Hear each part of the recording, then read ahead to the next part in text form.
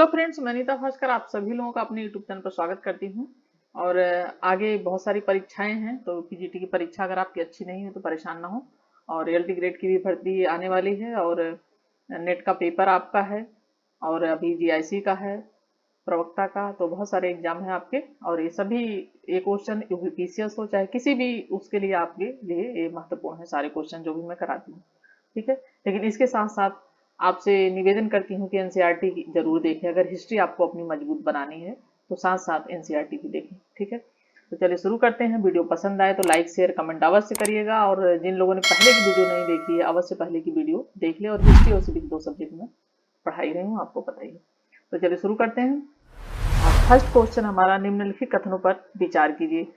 Warren Hasting प्रथम governor general थे जिन्होंने भारत में ब्रिटिश ढांचे पर आधारित एक नियमित पुलिस बल स्थापित किया।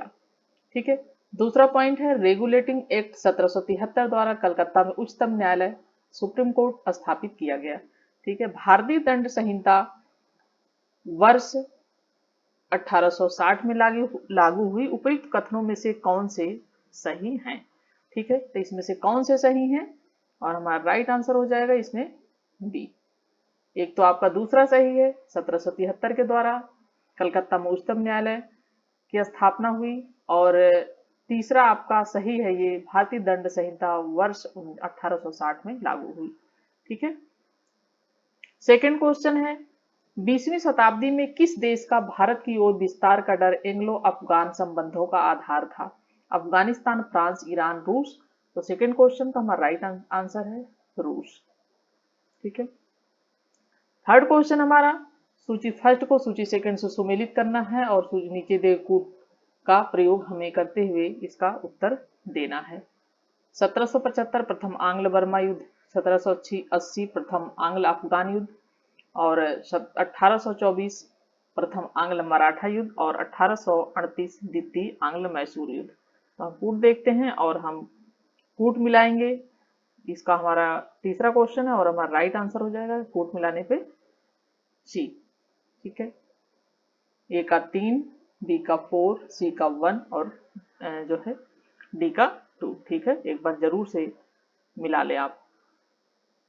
ठीक है, ए का क्या है? 3 है, और बी का क्या है?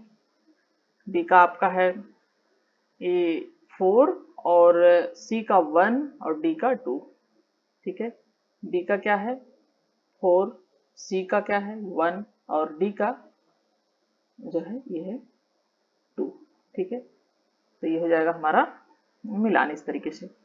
चलिए नेक्स्ट है, निम्नलिखित में से कौन सा युग्म सही सुमेलित नहीं है? पुनः जजिया लगाना, फर्रुखसियर, मसूलीपट्टनम पर अधिकार, फोर्ट, सती प्रथा का निषेध अधिनियम, लॉर्ड विलियम बेंटिंक, दास्ता का अंत, वेलकम। तो इसमें सही कौन सा नहीं है? सही नहीं है दास्ता का अंत, वेलकम, मेलकम। ठीक है, क्योंकि मेलकम ने कोई इस तरीके का कार्य नहीं किया था। ये जो है पादरी थे, और यहाँ पे वो इंडिया में घूमने आए थे। ठीक है, और इन्होंने दास्ता, यहाँ की जो दास्ता थी उस पर अपने इन्होंने विचार व्यक्त किए थे, और कुछ यात्रा वृत्तांत लिखा था, ब्यौरा दिया था, इसलिए इनका नाम यहाँ पे दिया है। ठीक है, इनका दास्ता कांत इन्होंने नहीं किया था। नेक्स्ट क्वेश्चन है, भारत के संदर्भ में शासन में प्रतिशतात्मक दृष्टिकोण निम्नलिखित में से किससे प्राय संबंधित माना जाता है? ठीक है, थॉमस मुनरो से, ग्रांट चार्ल्स ग्रांट से, होल्ट मैकेंजी से, मैकाले से। तो फिफ्थ क्वेश्चन का राइट आंसर है ए, थॉमस मुनरो से। ठीक है, पितृसत्तात्मक दृष्टिकोण निम्नलिखित में से किससे प्राय संबंधित माना जाता है? तो थॉमस मुनरो से। 6 है हमारा, निम्न में से भारत में 19वीं शताब्दी में पड़े किस अकाल को प्रकोप का समुद्र सी ऑफ, ठीक है, ये समुद्र होना चाहिए यहाँ पे, समुद्र सी ऑफ कैलेमिटी कहा गया है? ठीक है, 6 क्वेश्चन का राइट आंसर है डी, उड़ीसा अकाल, 1866-67। नेक्स्ट है, भारतीय दुर्भिक्ष संहिता 1833 का निर्माण निम्नलिखित में से किस आयोग द्वारा किया गया था? 7 क्वेश्चन है और काफी पुराना क्वेश्चन है, बार बार ये रिपीट होता रहता है, आता रहता है, स्ट्रेची आयोग द्वारा। नेक्स्ट है, निम्नलिखित में से कौन सा युग्म सही सुमेलित है? ठीक है, इसमें क्या पूछा है, कौन सा सही सुमेलित है?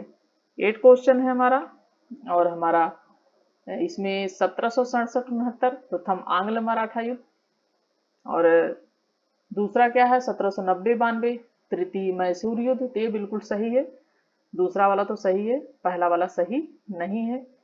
और ये है तीसरा पॉइंट 1824-26 प्रथम आंग्ल बर्मा युद्ध, और चौथा है 1845-46। तो ये भी सी सही नहीं। ठीक है, तो हमारा राइट आंसर क्या हो जाएगा इसमें, 2 और हमारे कौन से सही है, 3। हमारा राइट आंसर हो जाएगा डी। ठीक है, 8 का डी। नेक्स्ट क्वेश्चन है, निम्नलिखित को सही कालक्रम में व्यवस्थित कीजिए और नीचे दिए कूट की सहायता से सही उत्तर का चयन करिए। ठीक है, तो हमारा 9th क्वेश्चन है, और इसमें इसको कालक्रम के अनुसार, ठीक है, व्यवस्थित करना है। कालक्रम के अनुसार इसे व्यवस्थित करना है, और ये हमारा क्वेश्चन है, और राइट आंसर हमारा हो जाएगा 9th क्वेश्चन का ए। ठीक है, हो जाएगा ए।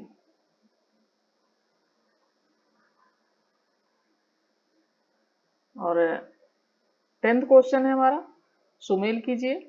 बाल विवाह, ईश्वरचंद विद्यासागर, ठगी प्रथा कंद, कर्नल स्नीमैन, विधवा पुनर्विवाह, एमजी रनाडे, पिंडारियों का दमन, लॉर्ड हेस्टिंग। तो देखिए जो है इसमें विधवा पुनर्विवाह का संबंध किससे है, ईश्वरचंद विद्यासागर से है। ठीक है, बाल विवाह का संबंध किससे है, ये है एमजी रनाडे से। और ठगी का अंत किसने किया था, ये किया था कर्नल स्नीमैन ने। और पिंडारियों का दमन किसने किया था, लॉर्ड हेस्टिंग ने। तो इस तरीके से हम मिलाएंगे, ए का 3, बी का 2, सी का 1। तो हमारा देखते हैं राइट आंसर कौन सा हो जाएगा। 10th का हमारा हो जाएगा ए का बी, और इस तरीके से ए बी। हमारा 10th का राइट आंसर हो जाएगा, एक बार फिर से मैं देख लेती हूँ। बाल विवाह ए का 3 है हमारा, और बी का हमारा है, बी का 2 है, सी का 1 है। ठीक है, ये वाला हमारा राइट आंसर हो जाएगा, इसमें मिलान करेंगे। ये है ए का 3, बी का 2, और सी का 1, डी का 4, तो हो जाएगा और ऑप्शन बी। ठीक है, इस तरीके से हो जाएगा। चलिए नेक्स्ट है, निम्न कथनों का परीक्षण करें। कुंवर सिंह ने अंग्रेजों के विरुद्ध बिहार में संघर्ष का नेतृत्व किया, जबकि 1857 के प्रथम चेतना संग्राम में खान बहादुर खान ने रोहिलखंड में नेतृत्व किया। मुस्लिम लीग ने 22 दिसंबर 1939 को मुक्ति दिवस मनाया था, और तत्या टोपे ने नाना साहब की सहायता हेतु कानपुर में फौजों का नेतृत्व संभाला। शाह एवं जीनत महल ने फैजाबाद में इसकी कमान संभाली। गदर पार्टी सरदार भगत सिंह द्वारा स्थापित की गई थी। तो इसमें देखिए ये तो बिल्कुल ही गदर पार्टी लाला लाजपत राय द्वारा स्थापित की गई थी। और इसमें 11th क्वेश्चन का हमारा राइट क्या हो जाएगा, हमारा सिर्फ कूट कौन से सही होंगे, हमारे हो जाएंगे 1, 2, 3। ठीक है, पहला हमारा सही है, एक तो कुंवर सिंह ने बिहार का नेतृत्व किया था, सही है। और उसके बाद हमारा कौन सा सही है, इसमें हमारा हो जाएगा दूसरा, मुस्लिम लीग ने 22 दिसंबर 1939 को मुक्ति दिवस मनाया था, और हमारा हो जाएगा तीसरा।